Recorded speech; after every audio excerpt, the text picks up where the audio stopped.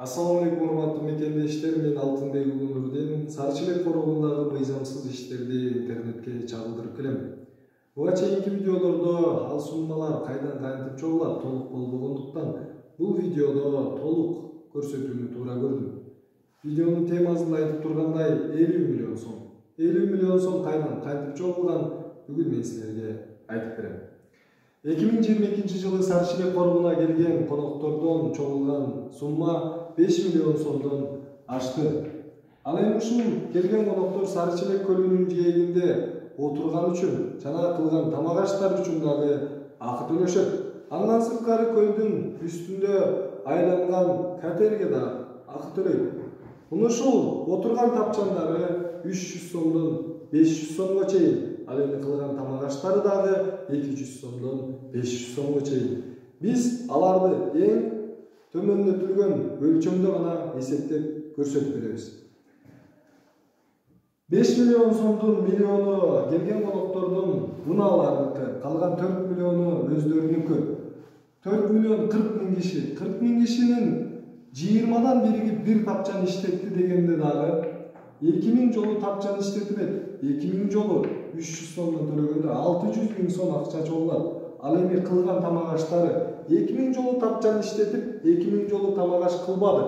Макул алардын 1000 жолу гана тамак кылды деген учурда дагы 300 миң сом акча чогулат. Андан сырткары Сарычелек коругунда балчелектер бар. Алардын саны 700гө жакын. Аларды биз 600 деп, алардын ар биринен 6 килограммдан бал чогултканда дагы 3 тонна 600 килограмм бал чогултулат. Анын килограммын 500 сомдон сатканда 1 миллион 800 миң сом акча болот. Мына ушулардын баардыгы биригип келип 7 миллион 800 миң сом бул бир жылда. Муну ушундай турганда, эми биз акыркы 10 жылды карап көрөлүк.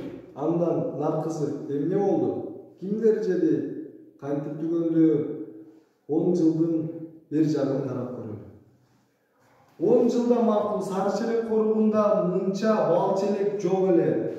Сарычелек коругуна мынча адам келбейт эле деп биз 8 миллион эмес, макул 4 миллион сом жылына айланып турган деп эсептеп көрдүк. Акыркы 10 жылда 40 миллион сом акча чогулган. Быйылкы менен 50 миллион сом. 50 миллиондун 50 тыйыны мына ушул Сарычелек коругуна жумшалганда бул видеолор чыкпайт эле туугандар. Бул суммалардын баардыгы Сарычелек коругун өнүктүрүүгө жумшалат деп чогулат. Мындан сырткары акыркы 10 жылда Сарычелек коругунун аркы тайылынын тургундарын ак көңүл деппи, ак ниет деппи, же суразак бери берет деппи, же өздөрүн акылдуу сезип, элди караңгы ойлоп, айтор ар бир тургундан план катары жаңактарды алып турган. Жылына тонналаган жаңактарды чогултуп, жаңак бербесеңер пособие ала албайсыңар деген коркутууларга да барган. Андан сырткары алган отундарынан акчаларды алган, саткан дөңгөчтөрүнүн акчаларын алган. Аларды кошпогондо акыркы 10 жылда мына ушул 50 миллион сомду мен мына ушул ак мектептен алган билимим менен гана далилдеп бердим. Биздин мамлекетибизде коррупцияга каршы кызматы буларды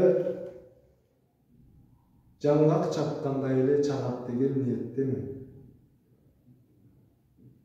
Муну ушундай турганда Сарычелек коругуна 50 миллиондун 50 тыйыны жумшалган эмес.